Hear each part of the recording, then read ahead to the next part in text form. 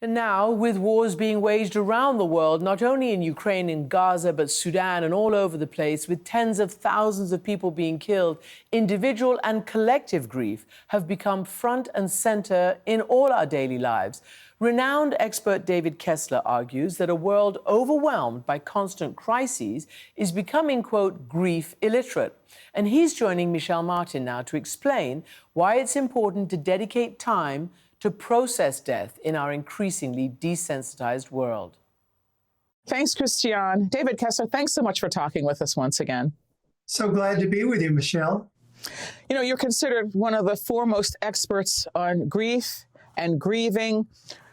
What are you seeing at the moment? I mean, I know what I'm seeing. I'm seeing, airline disasters, wildfires, floods, an election season that for some people was, for everybody it was exhausting, but for some people it was traumatic. What are you seeing around the issue that you've worked on for so much of your adult life? Well, I'm seeing such a tension right now between individual grief and collective grief. There's that saying about put your own oxygen mask on first. Well, the plane feels like it's on fire. So how do we take care of ourselves, hoping to get our grief witnessed and seen by others when they're overwhelmed with so much pain already in the world? What are you seeing with the people that you're working with? Mainly who I see is I see individual people who are in our groups, as well as the therapists who are treating people throughout the world. And they're telling me people are coming in feeling like the world doesn't have time for their own pain. That they're dealing with their mother, their father, their spouse, their child, their sibling who died, or a home loss, or all the other things that are happening. And the world is moving so fast and so quickly that your news from last night is old news today. Can I ask you, maybe I should have asked this first. How do you define grief? I think of grief as always a change we didn't want. So that means it's obviously about death, but it's also about so many other things, whether it's a home loss, an airplane crash, so many of the disasters, things that happen in the world. Maybe it's how you perceive our government going. There's all these types of grief that all live together in this world, and sometimes in a pretty clunky fashion. You recently contributed to a piece in the Wall Street Journal titled, "Why We Are Getting Worse at Grieving." Why do you say we're getting worse at grieving? Well, a lot of what I'm teaching is what our great-grandparents knew, how to take time for their grief. In our modern world, we feel so much pressure to get to the next moment, do the next thing, be so productive. And grief has a much longer shadow. We often think about grief as like the TV episodes we see. Episode 1, someone dies. Episode 2, you deal with it. Episode 3, you get back to life. And grief is much more messy in real life and is much longer. You have said that we live in a grief illiterate world. Why do you say that, and why do you think that is? Well, we have sanitized grief and loss and death in our world. There was a time in the 40s when death moved into the hospital, grief moved into the funeral home. Even like if you have a front door that's from a house in the 40s, it's wider because the casket used to be in your front room. And we used to call, if you think about it, your grandparents, great-grandparents may have called it the parlor. And what happened to the parlor? It left the home and it became the funeral parlor. And we said, your front room should not be for the dying. It should be a living room. So we're all about life now. And we feel like it may be bad luck or the evil eye to think about death before we need to. I tell people, unfortunately, the death rate is 100%. It's going to come to all of our world someday, and we prepare for everything except grief. But don't you, forgive me for asking it this way, but could some of that be just the way our workplaces function? I mean, there are places where you don't have bereavement leave, or if you, maybe it's a day, and it has to be like a close relative, like a mother or a father, or God forbid, a child, but an aunt who may have helped raise you, a grandparent who may have helped raise you, a best friend. That doesn't even qualify. And I just wonder if some of it's just the way it's not understood to be something that you need to take time for. That's private. You do that on your own time.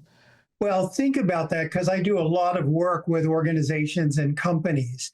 It takes probably over 500 hours to deal with the death of a loved one.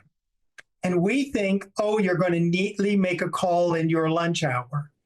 And in the old days, the thought was in the workplace, don't bring your personal life to work. Well, the world has gotten complex when a loved one dies. We've got estates, we've got calls, we've got death certificates, all these things. The funeral doesn't neatly coincide with the death in 3 days for your leave. So all of this in a movement now where we're kind of saying to folks, bring your whole self to work. But wait a minute, isn't part of the grief my whole self? So there's a lot of work being done now on grief in the workplace, employers trying to figure out how to manage it well and be there. And one of the things I teach companies is we're always talking about employee engagement. When someone has a death, a loss, how you engage with them creates so much loyalty. We remember how our company was there for us when our loved one died or wasn't there for us. See, I'm speaking to you from Washington, D.C., where I'm sure you're following this, that the president and his kind of designated representative, Elon Musk, one of the world's richest people, is laying people off. I mean, there are people who are overseas who are doing assignments that they were sent to by our government who are now being told, oh, actually, never mind, come home, take your kids out of school, you don't have a job. I'm just sort of, I am struck by how contrary that is to what people expect from the modern workplace. And yet this is sort of being celebrated in some quarters. But I'm curious, just from your standpoint of a person who is expert in the ways in which human beings function, what do you make of that? Well, it certainly is going to cause a lot of folks to feel complicated grief. Because on one hand, we have a collective grief that half the country, maybe even more than half, said they wanted changes and they wanted these changes to come about. And now that the changes are coming about, it's getting more personal. It's affecting people and our lives in ways we didn't think. Oh, I know someone who's lost their job. Are we going to have a post office? And all of that creates so much uncertainty. And grief and uncertainty is a terrible mixture. Terrible for what? I think for all of us, because we want safety in our world. We want order. I mean, if anything, grief is disorder. And when we have so much disorder in the world, it's hard for our mind to make sense of it. And so it's kind of also where we started this idea of the mixing of this collective grief that's going on and the individual lives that are being touched, and some of them destroyed and lost, and us trying to find our way. And if you're not affected, you're watching it. And I would think many people are dealing with even what we call vicarious grief and trauma, that you're just seeing so much pain in the world these days. And a lot of us aren't prepared for it. I think certainly the young people are not prepared for this kind of collective grief we're feeling and going into. And what about these regional disasters that you may have seen on television or on your social media, but you haven't experienced yourself, like the wildfires in LA? Certainly terrifying, but even parts of LA weren't affected. And then you see, before that, we had the floods. There were floods in parts of the South. And there is this ongoing war in Ukraine, started by Russia, it has to be said. And we're seeing the devastation that that has brought. And I wonder, even if you aren't sort of directly affected by that, I wonder if you feel that, if you are a reasonably sensitive person, or if you are engaged with the news in any way, would you feel grief in response to that? Yeah, it's interesting. Social media has become the new town square. And one of the concepts is we need our grief witnessed. We want others to see our pain.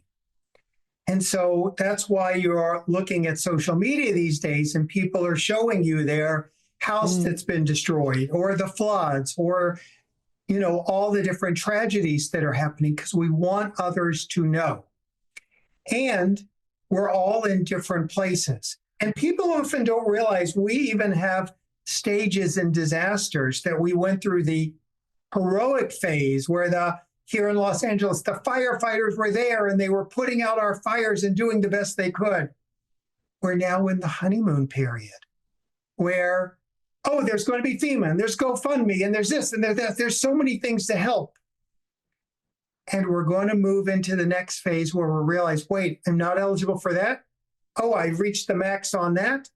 And after we realize the limitations, we're not going to build back as well and as quickly as we thought. That's when the grief is going to set in. And that happens all around, where the grief often comes when the world and the news has moved on. So, David, we're living in an increasingly secular world. A lot of people don't consider themselves connected to faith traditions, or they've made a conscious choice to disengage from them. Does that make it harder?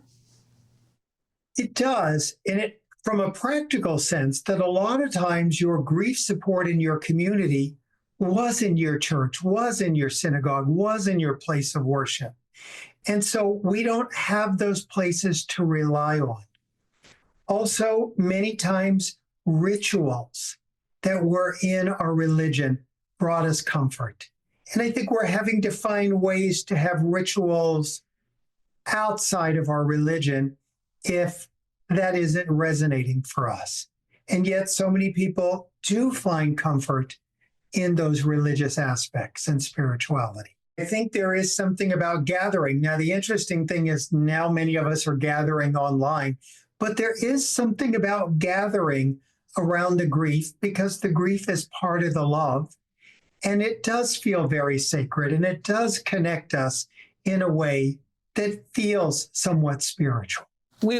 We said earlier in this conversation that you said that, we're kind of illiterate at grief. Do you ever worry that we get tapped out on grief? I do worry that we get grief fatigue. It's just, how many things can I deal with? And then going back to the individual, wait a minute, I've had this loss. And Michelle, I want to tell you about it. And you're like, David, I can't take another thing going on. And some of us are already empty from just dealing with COVID and all the other things in the world. So we're coming to this moment with an empty tank, having to deal with more grief fatigue. Well, what do you recommend? I bet there are people saying, I feel cheated in a way because no one is seeing the pain that I'm in. And I'm guessing there are other people who, maybe even the same person, who would say, well, I can't be present for this person because I'm already dealing with my own stuff. And it leaves everybody feeling bruised and unheard. And what are your thoughts about that? How should we face this moment? Well, I think one of the things is to realize, first of all, the grief is real. We need to name it, and it's exhausting. And to know we've got grief brain, we've got mental exhaustion from all of that. The other thing is, grief needs dedicated time. It doesn't need a lot, but it needs dedicated time. Michelle, can we take 5 minutes just to talk about my dad? Can we take 5 minutes just to talk about, I know you don't want to talk about what's going on in the world, but can we find those little pockets? Even sometimes for our own grief, can we just make our shower, maybe in the morning, our safe grief space? The other thing I teach people is to be careful where and how you tell your story. Some of us have really nice curated social media where everyone's really validating and there for us. For others, putting your grief out on your social media can be a dangerous thing. The other thing is you have to take care of ourselves during this time and set boundaries. You know, I'm going to only watch these 3 news shows. I'm going to remember to have fun. I'm going to take time for myself in these ways. And I think the other thing we have to become good at is supporting others. That means when you tell me about your grief, for me not to respond with, oh, well, did you hear about that grief? Instead, to just listen to you for a few moments. And I always tell people, don't start a sentence with at least.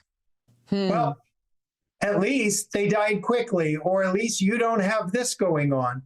Rather, to see people and be with them. Do you feel could we be better? Do you think people can be better at this? Absolutely. One of the things that is my most visited on my own website is literally the best and worst things to say to people in grief. We don't know what to say to people in grief. And we often make the mistake of, I just won't say nothing because I don't want to do it wrong. And that's really bad in itself. And here's the thing. People don't need fixing because they're not broken.